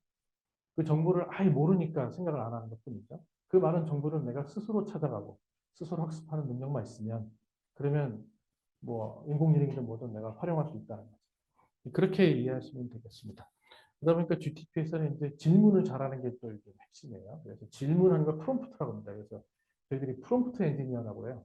그 질문을 잘해서 내가 원하는 답을 정확히 얻는 것. 누굴 이용해서? GPT를 이용해서. 그것을 프롬프트 엔지니어링 하고요. 이미 미국 같은 데서는 프롬프트 엔지니어링 연봉이 세죠. 굉장히 셉니다. 우리는 그런 개념이 없을 뿐이고요. 근데 이제 저걸 잘해서 정확한 답만 찾으면 되는 거죠. GPT를 쓰든 지가 혼자 하든 뭐 무슨 상관이 있습니까? 있는 리소스 활용해서, 있는 도구 잘 활용해서 우리가 원하는 목표를 찾으면 그만인 거죠. 그런 차원에서 보면 이 프롬프트 엔지니어링이라는 게 새로운 어떤 뭐 직업군이 될 수도 있죠. 그래서 이런 것들이 이제 나오고 있다는 거죠. 그리고 이미 영상은 상당히 이제 이미 전문가급으로 만들고 있고요. 다음에 이제 저희가 쭉 하는 것 중에 가상인가요? 딥페이크라든지 그런 것들이 영상이 다루다 보니까 그래서 들어오면 이제 있지도 않는 사람 만들어내는 거죠. 요즘 여러분들이 있지도 않는 사람 봤을 때 이게 사람이지 기계로 서로 기계가 그린 건지 구분 못합니다. 그 구분한다는 것은 거짓말이고요. 그걸 구분하려고 그러면 새로운 툴을 쓰고 새로운 알고리즘을 찾아내야 돼요. 저도 그런 쪽에 좀 관심이 많이 있거든요. 가짜인데 이 가짜 가지고 막 인터넷에 뿌려가지고 가짜 뉴스 만들고 얼마든지 할 수 있죠. 그런 것들을 또 어떻게 할 거냐 뭐 그런 고민도 많이 하고 있죠. 뭐 실시간 연주, 작곡 아무것도 아닙니다. 아주 손쉽게 하고 있어요. 그 밖에 인공지능 분야면 뭐 자연어 처리, 뭐 음성을 만든다거나 음성을 인식해서 말한다거나 번역한다거나 요즘 이미 인공지능어들은 전 세계에 있는 뭐 거의 뭐 수백 개의 언어를 좀 다 통달하고 있습니다. 그러니까 이제 다 통달하고 있기 때문에 그런 쪽 뭐 잘 모르면 그냥 기계 쓰면 되는 그런 상황이 되겠죠. 그 밖에 이제 컴퓨터 비전에서 이렇게 영상을 분석하거나 뭐 하는 그런 것들, 그다음에 자율주행, 로보틱스 이렇게 하고 특히 이제 최근에 이제 빅독 같은 건 이미 전술화돼가지고 이미 미국에서 지금 전쟁에 사용하고 있고요. 그리고 아틀라스 같은 경우, 제 같은 경우는 이제 많이 수준이 올라가지고 제가 이제 텀블링도 합니다. 텀블링도 하고 별걸 다 해요. 그리고 이제 컴패니 로봇 같은 경우는 이제 그 한마디로 이제 서로 대화를 해주고 이렇게 노는 소셜 이런 것들이죠. 설명을 해주고 뭐 그런 이제 가정용 이런 것도 있고 저 왼쪽들은 전투 로봇이라고 보시면 되고 오른쪽은 가정용이라고 보시면 되고 뭐 그런 얘기 나오고 이런 것들이 이제 옛날 또 2007년부터는 달파 같은 데서 이제 다양한 대회를 치고죠. 달파는 이제 미국에서 그 국방과학연구소 같은 그런 데서 이제 과제를 주는 그런 연구소죠. 그러니까 이제 아무래도 시작은 군사 기술이 많아요.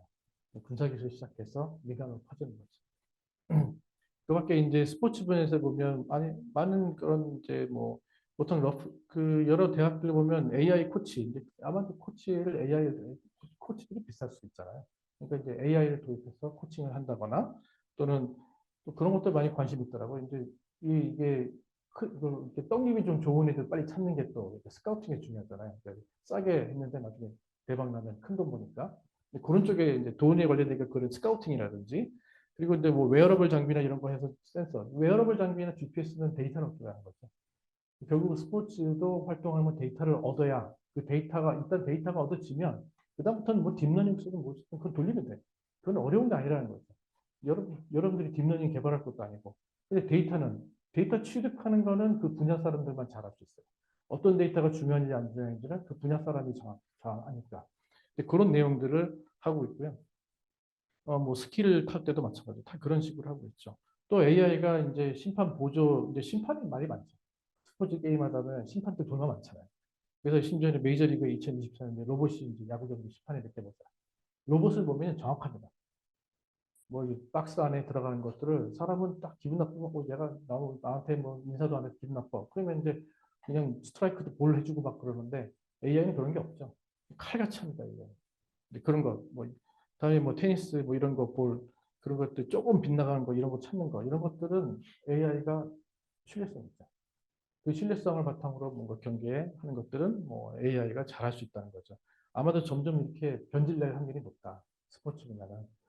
이렇게 보고, 다음에 뭐, 예를 들어서 뭐 스포츠 마케팅 분야는 관중들이 들어오면 관중들이 다 돌고 보는 거죠, 결국은. 그 관중들한테 어떻게 이제 동선 파악해서 다음에 뭐 어떤 뭐 레스토랑이나 소매점을 어떻게 배치할 거냐, 어떤 상품들을 배치할 거냐. 결국 스포츠 그 티켓 하나만 팔면은 조금 좀 부족하죠. 그러면 영화관도 마찬가지인데 영화관도 팝콘 장사한다고 그러잖아요. 티켓 장사가 아니라 팝콘을 팔아가 더 많이 남긴다고 하거든요. 그러니까 마찬가지 스포츠도 마찬가지일 거라고요. 관람객들 오면 그 사람들을 대상으로 어떤 부가가치성 그런 것들이 있죠. 뭐 교육 마찬가지. 티켓팅이나 안전관리 다 마찬가지였습니다. 그 밖에 이제 아마 로봇 스포츠 분야가 뭐 인간하고 로봇하고 스포츠를 대결한다거나 이벤트를 만든다거나 다음에는 이제 아니 그냥 스포츠 로봇 스포츠 자체를 로봇 뭐 올림픽을 만들 수도 있겠죠.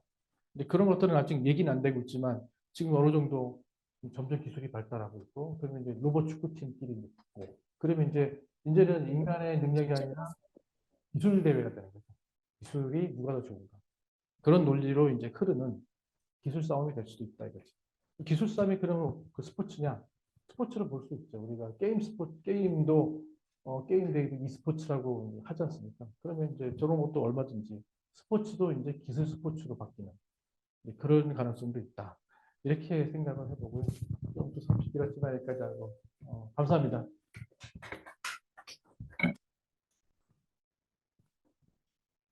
네, 다시 한번 그 좋은 강연해 주신 유은 교수님께 감사 인사드리겠습니다.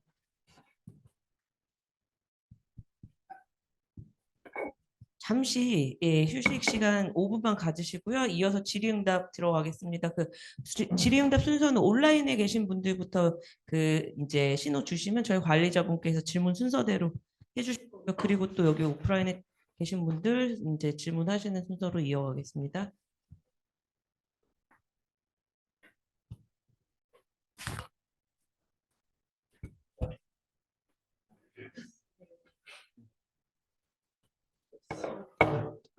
계속 지켜야 되죠.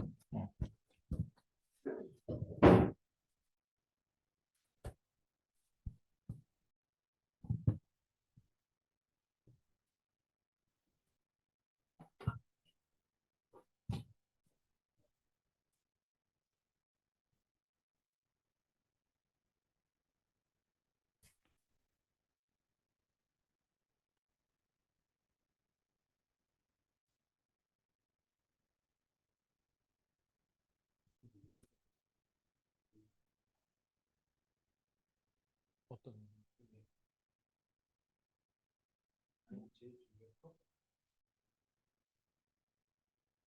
그럴 수도 있죠. 그렇죠. 예, 비전문가 쪽은 그게 맞아요. 없죠. 네. 지금 그냥 주먹구구죠.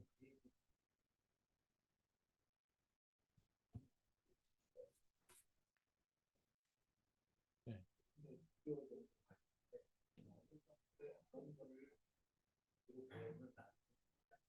네.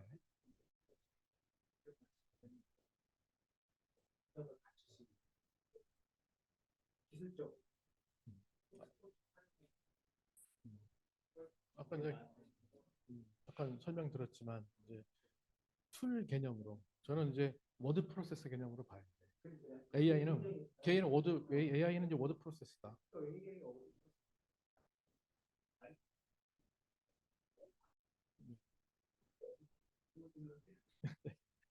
지금 초창기. 네.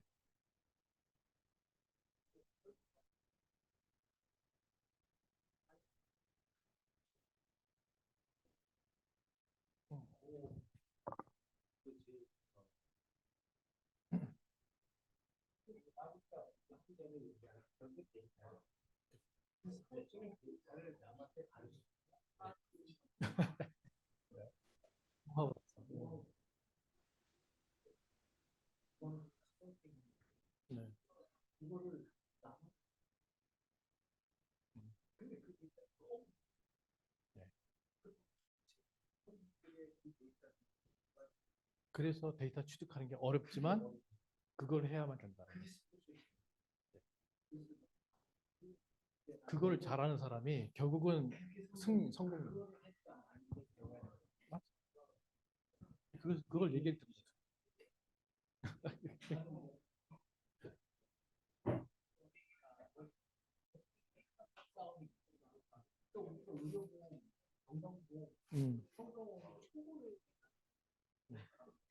맞습니다.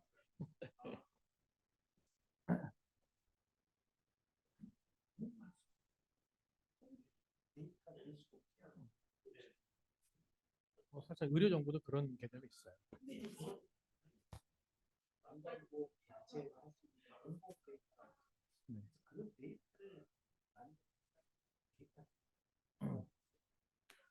그런 이제 사업들도 있고요. 뭐 데이터 바우처 사업해서 데이터를 만들어라 막 그러는데 사실상 이런 쪽은 비주류 분야 있잖아요.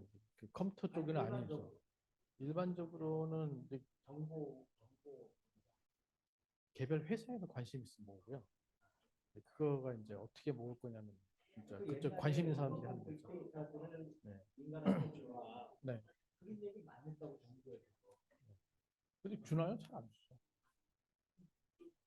그래서 공개된 거 보잖아요. 그럼 이미 순수 로 데이터를 줘야 되는데 로 데이터는 주지 않고 가공된 통계를 주는 그걸 아무짝에 쓰면 그걸 줬다고 그래요. 네.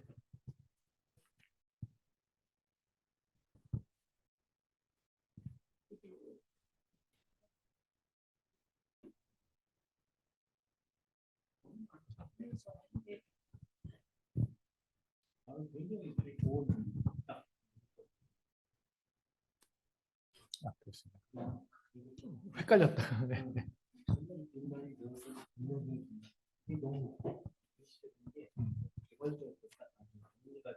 네.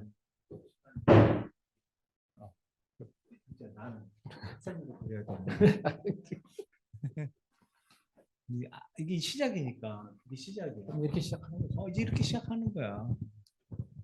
어땠어? 네, 이제 브레이크 다운 마치고 질의응답으로 넘어가도록 하겠습니다. 그 질의응답은 이 종전과 같이 저희 리퍼블릭 스포츠의 김종국 의원님께서 진행해 주도록 하시겠습니다.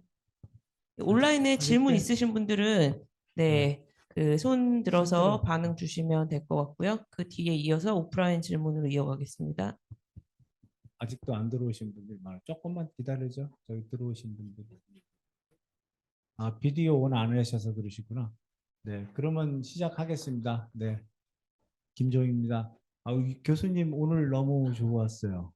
아, 별 말씀을 다 하십니다. 네, 저도 이쪽에 관심이 많은데 특히 이쪽 뭐 과거에 뭐 머신러닝이라든지 뭐 딥러닝, 알파고마다 그때 어떤 정보를 수집하면서 좀 언론을 통해서 받았는데 구체적으로 이게 과연 어떻게 지금 그러다 갑자기 오늘 갑자기 GPT가 나오는 바람에 이게 또 뭔가 하는 물론 발전하는 건 알지만 이게 구체적으로 어떻게 흐름이 되는가에 대해서 굉장히 궁금하고 특히 스포츠에 어떻게 활용 가능한 거에 대해서 우리가 많이 했는데 하여튼 오늘 강의해 주신 거에 대해서는 전문처적으로 개괄적으로 이 컴퓨터 역사도 그렇지만 인공지능과 인간지능이라는 그 말씀에 대해서 저는 굉장히 초반에 그 굉장히 활용도 많고 과연 이것이 어디에 활용되는가에 대해서 말씀해 주신 거 많은데요.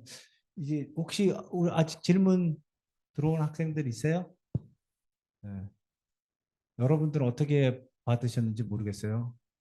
저는 그렇고 근데 몇 가지 좀 아까 저한테는 아까 이 마이클 샌들의 정의란 무엇인가 딱 생각났어요. 그 자동차 가다가 한 사람은 피해 네, 가는데 맞습니다. 이 인공지능은 여러 사람 아니라 한 사람을 그냥 아무런 네. 문제적인 거 없이. 그래서 아마 지금 미국에서도 그렇고 AI 윤리가 좀 문제가 되는 거 아니냐라는 그런 생각하는데 그거에 대해 한 말씀 뭐 하실 말씀 있어요? 아니 그 사이언티스트니까 네. 좀 그렇지만은 우리처럼 그거를 막을 수 있는 어떤 그런 건 없는 거죠. 현실적으로 그거를 막을 수 있는 건 없는 거죠. 네. 왜냐하면 AI는 기본적으로 효율성 싸움을 합니다. 그러니까 효율 좋은 쪽을 택하는데 그 효율 좋은 쪽이 인간의 목숨이든 관계없는 거죠. 그러다 보니까 그런 문제가 생긴 거고 그러면 어떻게 할 거냐? 사실 정답은 없거든요. 어떻게 보면. 근데 저는 어쨌든 인공지능이 그러면 나쁜 거냐라고 이제 얘기를 했을 때 과연 인공이 나쁠까? 여태까지 많은 사람들이 이제 미래를 바라봤을 때 유토피아적인 관점하고 디스토피아적인 관점을 봐요.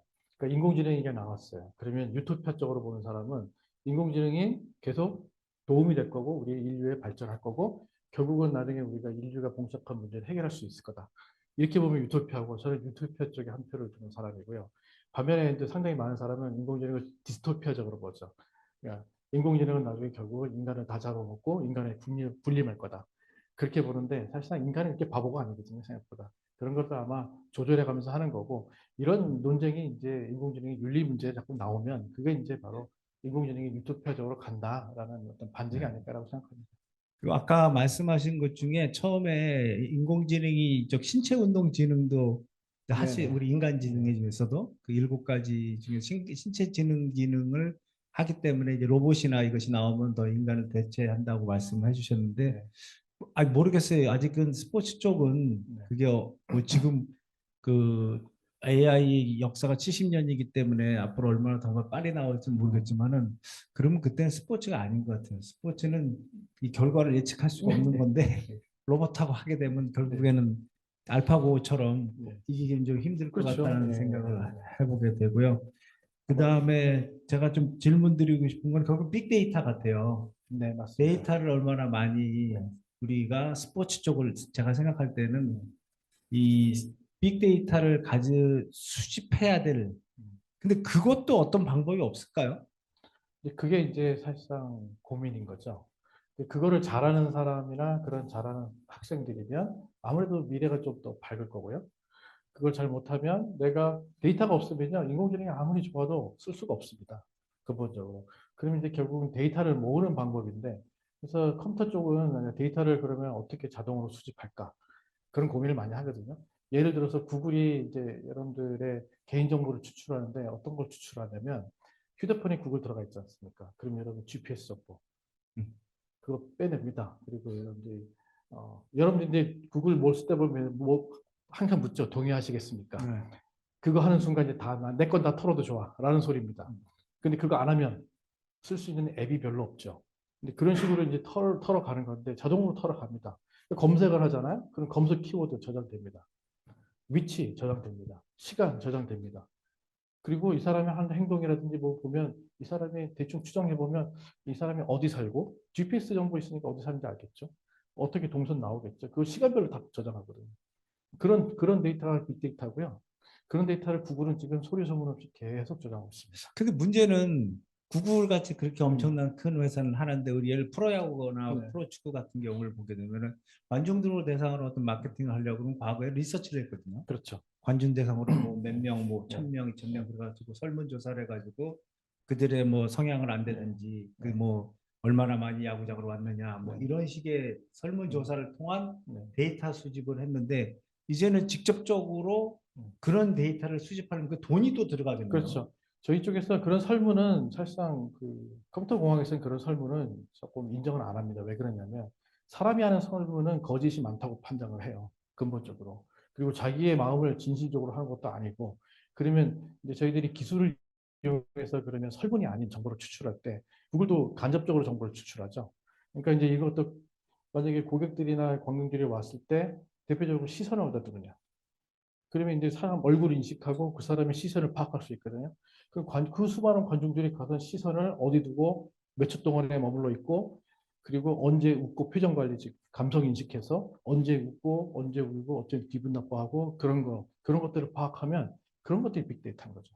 그럼 실질적으로 지금 그런 거를 하는 미국 같은 데 그런 구단이 있긴 있겠네요. 전체는 아니지만. 뭐 그러니까 제가 보기로는 우리 코로나 때 네. 실질적으로 못 오기 때문에 네. 그렇게 각 관중석마다 그 팬들의 어떤 지금 우리 같이 참여하는 것처럼 직접 얼굴이 나오고 그렇게 했던 것 같아요. 네. 팬들이 직접 만 명이 전부 다 경기장을 채우는 네. 그런 어떤 걸 했기 때문에 그런 정보는 충분히 우리가 수집하는데 큰 염려는 없겠네. 아니면 사든지 그렇죠. 살 수도 있는 거 아닐까요? 그런 맞습니다. 거는? 그런 것만 전문적으로 만드는 데이터 회사들이 있어요. 아, 그러니까 이제 그런 데이터를 회사에서 만드는데 특화될 수 있겠죠. 뭐 스포츠 관련 데만 특화해서 만들 수도 있고. 우리 학생들이 나중에 그런 거 창업으로 해도 되겠네요. 그렇죠. 예. 그렇게 해서 스페셜한 분야로 들어가면 저희들은 그런 거 모르거든요. 네. 저희들은 그냥 기술은 알아서 그런 툴은 제공해줘도 그 툴을 어떻게 쓸 거냐는 그 분야 사람들이 알아서 하는 거죠. 혹시 여기에 대해서 의견 있으신 분 있으세요? 아직 너무 어려워요? 어렵다고 생각하는 사람 손 들어보세요. 오늘 강의가 좀 어려웠다라고 생각하시는 분. 거기다 이제 시작이거든요. 이게 아마 모르겠어요. 다른 데서도 이렇게 하고 아마 체육정책연구원에도 이제 스포츠 AI를 통해 가지고 앞으로 뭐 포럼도 하고 그런 걸로 알고 있는데 이 전문가를 모시고 한번 스포츠 쪽에서 하는 거는 좀 처음인 거. 제가 오기 전에 이 강의 전에 2024년 손흥민의 연봉이 얼마나 될 수 있을까라고 물어봤어요. 네. 그랬더니 모른대요. 왜냐하면 데이터가 없다는 거예요. 네. 그래서 그건 당연하다고 생각하는 거예요. 왜냐하면 토트넘에서 그걸 가르쳐 줄 리가 없잖아요. 그렇죠. 이 선수에 대해서 모든 정보를 가지고 네. 우리가 선수 경기력이나 아니면 뭐 인기나 이런 걸 네. 다 보고 음. 연봉을 결정할 거 아니야. 네. 근데 그 정보는 안 주잖아요. 당연히 안 주는데요. 네. 과거의 연봉 사례는 있죠. 다른 선수들. 그 네. 유명한 선수도 뭐 베컴이라든지 네. 그런 선수들이 있지 않습니까? 그런 선수들의 데이터는 알려지는 게 있거든요. 그렇지만 그 선수가 우리가 보통 이제 제가 음. 프로야구에 있어 프로야구의 선수 연봉을 책정할 때 경기 때마다 뭐 안타 하나 치고 홈런 하나 네. 치고 그 고가 점수를 네. 통해 가지고 그거는 구단밖에 몰라요. 근데 나중에 가끔 보면 언론을 통해서 알려지지 않습니까? 예. 그러니까 이제 전부는 몰라도 가끔 보면 야 이번에 누가 얼마에 계약했더라. 그렇죠. 계약은 아는데 예, 그런 것들이 알려져 있으면 네. 그 계약 시점에서 과거에 그 선수가 아, 어떠한 결과를 냈는지도 이미 다 공개돼 있죠. 네. 그런 이제 러 데이터인데 그런 러 데이터를 잘 수집해서 정리해서 갖고 있는 것도 중요한 문제라는 거죠. 그래서 이제는 이런 뭐 스포츠를 하는 비즈니스를 하는 분들에서 아니 구단이나 이런 데서 스카우터들의 역할이 뭐 지금 뭐 모든 활동 하나. 그래서 이번에 저 축구 경기 할 때 그 뭐지? 옆에 같이 그 데이터 경기 뛰었던 그 데이터를 분석하는 그 기계가 네. 피파에서 하고 이제 뭐 굉장히 많이 우리나라에서 개발돼 가지고 직접 이제 그 데이터 수집을 경기력에 대한 데이터 네. 수집을 하는 거라고 생각하는데 그런 것이 새로운 비즈니스로서 스포츠 쪽에서 많이 나오도록 연구를 더 많이 해야겠네요. 네, 그렇죠. 그리고 아까 저는 또 그 말씀 중에 프롬프트 엔지니어링이 결국에는 핵심이 아닌가. 네. 왜냐하면 우리가 AI 뭐 기술을 개발할 것도 예, 아니고 맞습니다. 결국 어떻게 거기에서 적절하게 제가 솔직히 너무 엉뚱한 질문을 한 거죠. 손흥민의 연봉이 얼마든 이런 식으로 하면 안 된다는 거예요. 그렇죠. 저는요. 맞습니다. 예, 예, 정확하게 해야죠. 왜냐하면 과거 사례 해주면 이런 과거에 보면 예를 들어서 GPT한테 물어볼 때도 과거 사례 다 넣어주면 돼요. 내가 그걸 일일이 볼 필요 없고 예를 들어서 뭐 문서들 찾잖아요. 그럼 옛날에 누구 백업은 어떻게 했을 때 뭐 이만큼 받았다, 뭐 언제 받았다, 뭐 이런 걸 다 넣어주면 GPT가 그 정보를 인식해서 분석을 합니다. 알아서 내가 분석할 필요도 없어요. 내가 분석해서 데이터 뽑아서 넣을 필요도 없고 그냥 데이터 러 데이터를 넣어주면 GPT가 그걸 분석을 지가 알아서 그리고 난 다음에 이 데이터를 바탕으로 손흥민 얼마 받을 것 같아라고 답 줄 거예요. 그게 그게 프롬프트입니다. 그 프롬프트 엔지니어링이 제가 보기엔 제일 중요하고 그런 학습을 하는 데도 있어요. 그런 프롬프트 엔지니어링만 본격적으로 하는 이런 우리나라에는 과정이 있어. 제가 없는 걸로 알고 있습니다. 우리나라에는 없으니까. 네. 예. 하시면 됩니다. 이쪽 분야로. 그래서 저희가 질문 있습니까? 네. 네, 온라인상에서 김은진 학생 질문 받도록 네, 하겠습니다. 네.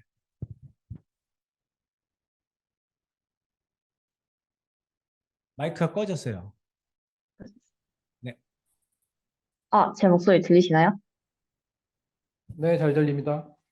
네. 오늘 수업 정말 잘 들었고요. 저 최근 AI 같은 것들이 굉장히 스포츠에 많이 도입이 되고 있는데, 특히 이제 야구에서도 좀 데이터 야구라고 할 정도로 이제 기본적으로 플레이의 데이터가 당연히 기본이 되고, 그리고 또 최근에도 이제 적극적으로 이제 총재 측에서도 이제 AI 심판 같은 거를 굉장히 들어오려고 하는데, 이런 모습을 보았을 때 이제 그냥 AI를 단순히 도구로 생각하는 게 아니라 전반적으로 스포츠 분야 전체적으로 이제 AI를 도입하려는 움직임이 점점 개인적으로 느껴졌는데요. 근데 이제 제가 당사자로서는 제가 완전히 좀 AI 쪽으로, AI나 그런 공학 쪽으로는 좀 취약한 문과 분야의 학생이어서 혹시 이런 경우에는 앞으로 이렇게 변하는 상황을 보았을 때 이제 앞서 말씀해주신 특히 딥러닝과 같은 정보를 따로 이제 공부를 하거나 연구를 하는 것이 확실히 저와 같은 경우의 학생들에게 도움이 될까요? 당연히 도움이 되죠. 왜냐면 여러분들이 그 100년 전에는 컴퓨터 공부를 했을까요? 안 했을까요? 컴퓨터가 아예 없으니까 그런 공부 안 했겠죠. 근데 지금은 여러분들이 워드프레스에서 쓰죠. 근본적으로 쓰고, 다음에 기본적으로 컴퓨터를 이용해서 많은 검색도 하고요. 그런 것들을 하는 거는 컴퓨터 공부잖아요. 그것도 보면. 사실상 AI는 저는 워드 프로세서처럼 될 거라고 봅니다. 여러분들 워드 프로세서 쓰잖아요. PPT도 쓰고. 그래서 워드 프로세서 PPT 쓰듯이 이제는 AI를 도구처럼 활용할 수 있으면 된다라고 보고 있습니다. 그래서 너무 AI가 공부를 하는데 두려움을 가질 필요는 없고요. 워드프레스에서 공부할 때도 한 몇 달 공부하지 않아요? 엑셀 공부할 때도 좀 공부하고 네, 그런 차원으로 접근을 하게 되면 엑셀을 가지고서 여러분들이 간단한 계산도 할 수 있지만 이제 앞으로는 GPT나 AI를 통해서 내가 하고 싶은 거를 할 수 있는 거죠. 그렇게 좀 확장된다라는 개념으로 보면 내가 뭐 문과를 전공했고 전공 기술 전공이 아닌데 이런 걸 뭐 열심히 할 필요 있을까 없을까 그런 거보다는 적당한 수준에서 기본적인 것은 알아두고 쫓아가주면 나중에 다 도움이 된다는 거죠. 그거 저 학생에 이어서 제가 추가적 질문 잠깐만 기다리세요, 은지 학생. 어떻게 시작을 해야 돼요?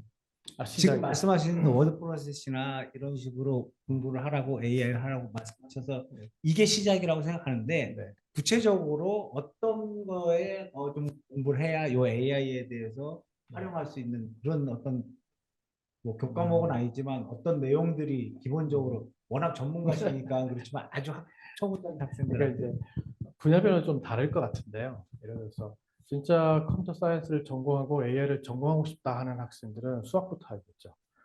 수학하면 뭐 선형대 수학이니 확률 통계이니 그런 것부터 시작을 하겠고 전공하는 사람들이고 코딩하는 방법도 알아야 되고 뭐 머신러닝 하는 것도 하나하나 기술별로 다 트레이닝 해가면서 내 걸로 만드는 작업을 해야만 되는 거고 그거 한 4년 과정 걸리는 거고요. 근데 일반적으로 내가 워드 프로세서 정도 수준으로 쓰겠다는 거는 그냥 석 달 내지 6개월 정도의 그 기본적인 그 툴을 사용하는 법이라든지 어디에 적용하는 거라든지 이런 것들 활용하면 되는 거죠. 이제 그런 것들을 그러면 혼자서 하게 되면 정보가 없기 때문에 힘들 수도 있고 이렇게 그 김정 교수님처럼 이렇게 그런 코스를 한 3개월짜리, 6개월짜리 만드시면 그게 학생들이 많이 도움이 되겠죠.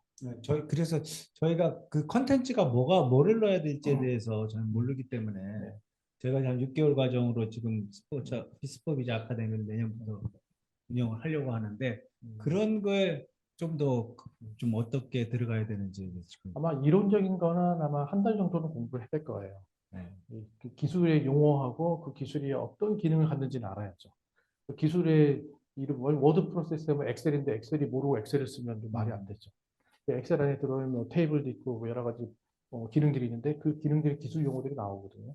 기술 용어들은 이제 공부하는 게 좀 필요하겠죠.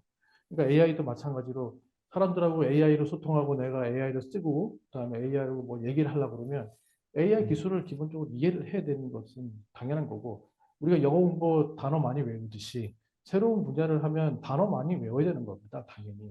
그리고 그 단어의 의미도 알아야 되는 거고 그 단어 가지고서 뭐 문장도 만들 수 있어야 되고 그 정도는 이제 한 달이면 된다는 거죠. 뭐 많은 단어가 나오진 않습니다. 실제로. 아까도 잠깐 몇 개 단어 소개해줬지만 그 단어 의미와 그 단어를 가지고 문장을 만들 수 있으면 일단은 어느 정도 되고 있고요. 그 다음에 이제 그거를 이제 적용해 보는 거예요. 데이터를 만드는 법. 데이터를 어떻게 취득할 거냐. 이건 분야별로 틀리기 때문에 그런 작업이 아마 한두 달 정도 데이터를 취득하는 방법. 그리고 데이터가 취득했으면 그 데이터를 가공하는 법.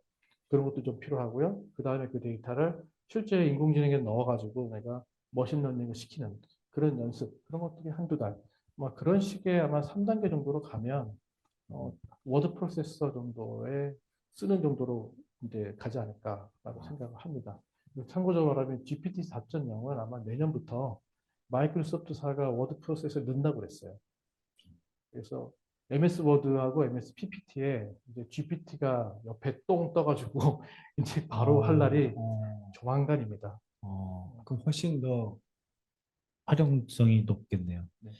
예. 또 혹시 여기 현장에서 질문하실 분? 네, 네. 아, 네. 저 강의 정말 잘 들었습니다. 저도 컴퓨터 공학을 전공을 했었는데 오래돼가지고 이제 AI라는 개념보다 머신러닝에 대해서 되게 새롭게 알게 되어서 너무 많은 유용한 정보가 됐고요. 지금도 저도 이제 이런 업무를 하면서 AI 툴을 되게 많이 쓰고 있는데 원래 저도 스포츠에 되게 관심 갖고 뭐 구기 종목 특히 야구, 농구 이런 것들은 아무래도 이제 그 통계들을 통해서 선수의 어떤 뭐 기대치라든지 뭐 연봉률 또는 그 팀별로 이제 이렇게 분석이 되는데 과연 이제 그 AI가 이제 통계로 인한 예측뿐만 아니라 그 본인 그러니까 본인이라 하지만 그 인공지능 자체가 그 팀 또는 그 개인의 선수에 대해서 어떤 그 다음 경기 또는 다음 토너먼트 이런 쪽에서 그 결과물을 만들어내는 수가 있지 않을까. 그리고 그런 결과를 것들 예측한다는 거 말씀. 네, 그죠. 그러니까 지금은 뭐 이 선수가 예를 들어서 이런 행동 때문에 이렇게 될 것이다라고 단순하게 나오지만 그 가지고 있지 않는 통계 말고도 그러니까 여러 가지 데이터를 조합하는 그런 AI가 나오게 된다면은 만약에 나오게 된다면 또 어떻게 될지 그런 것도 궁금합니다. 그게 이제 결국 데이터만 이제 충분한 데이터를 확보하면 그 데이터 안에 그런 정보들이 숨어 있어요. 실제로. 그러니까 이제 지금 이제 현재 경기를 내일 경기를 하는데 지금 현재 선수들의 상태를 만약에 정확히 안다라고 하면 지금 선수들의 상태를 정확히 모르죠. 일반적으로. 근데 아는 방법이 예를 들어서 뭐 선수들의 뭐 피 검사를 계속하고 시각대별로 그 안에 들어있는 여러 가지 상태 그다음에 뭐 피로도라든지 이런 것들을 만약에 뭐 정확한 메디컬 정보를 통해서 내가 데이터를 계속 축적해 왔다. 그리고 그 데이터를 통해서 과거에 이런 정도의 상태면 이 사람은 컨디션이 좋아 나쁘다 판단을 하죠. 이게 보통 감독들이 선수 한번 뛰게 한 다음에 제가 지금 컨디션 좋으니까 당신이 나가서 이제 뭐 앞에서 뛰어. 오늘 안 좋으니까 좀 쉬어. 근데 쉬어야 될 사람이 나가서 뛰다 보면 부상 나고 막 그러잖아요. 근데 그런 것들을 모든 전적인 판단은 감독한테 있었거든요. 근데 만약에 그런 정보를 감독한테 주지 않고 예를 들어서 뭐 의료 정보라든지 개인 의료 정보라든지 훈련 정보라든지 과거에 그렇게 했을 때 어떤 성과가 냈던 정보라든지 그런 정보를 일단 모아두면 모으는데 시간이 걸리겠죠. 지금 당장 없는데 그걸 하자? 그건 어려운 거고요. 그걸 모아두면 이제는 그게 데이터가 돼서 그 데이터를 가지고 이제 딥러닝 시키거나 머신러닝 시키면 어느 정도 추정을 한다는 거죠. 완벽하지 못하더라도. 그리고 그게 많아지면 정확해진다는 겁니다. 그러니까 제가 아까 말씀드린 게 뭐 핏투게더라는 데에서 전자 성능 시스템이라고 하는 네. 지난번에 우리 황희찬 선수가 옷 벗었을 때 그 옷에다 끼고 하는 그게 네. 조끼에다 낀 게 그게 지금 아마 가장 지금 최신적인 걸로 정보를 모으는 결국 데이터 모으는 거. 예, 그 웨어러블 시스템이라고 웨어러블 합니다. 시스템으로 그렇게 하는 것 같아요. 예, 그래서 맞아요. 그런 것들도 아마 좀 더 우리가 개발하면 좋지 않을까 그런 생각을 해보게 됩니다. 또 질문하는 학생 있으세요? 네. 그러면 뭐 오늘 이제 처음 시작이기 때문에 좀 더 네. 기회 있을 때 더 나와서 네. 스포츠에 좀 더 관심을 가지시고 네, 알겠습니다. 좀 더 이렇게 좀 좋은 자리에 마련해 주시겠습니다. 뭐 특별히 더 그거 한 거 없으면은요 오늘 뭐 많은 그걸 했기 때문에 이상으로 마치도록 하겠습니다. 예, 다음 주 콘서트 안내 드리도록 하겠습니다. 다음 주에 4회차로 스포츠 OPT 대주제하에 경기 중계권과 스포츠 콘텐츠의 소비 변화라는 주제로 예, 다음 4회차 콘서트 진행하도록 하겠습니다. 예, 오늘 그러면 여기까지 준비한 콘서트 마치도록 하고요. 예, 다시 한번 오늘 좋은 강연 해주시고 예, 이 여러 가지 좋은 이제 새로운 정보들 주셨던 예, 유은 교수님께 감사 인사 드리고요. 다 같이 그 기념 촬영 하시도록 하겠습니다. 그래서 줌에 계신 분들은 비디오 아웃하지 마시고 줌 그대로 비디오 온 상태로 주시면 예, 이제 기념 촬영하고 콘서트 종료하도록 하겠습니다. 예, 감사합니다. 네, 네, 감사합니다.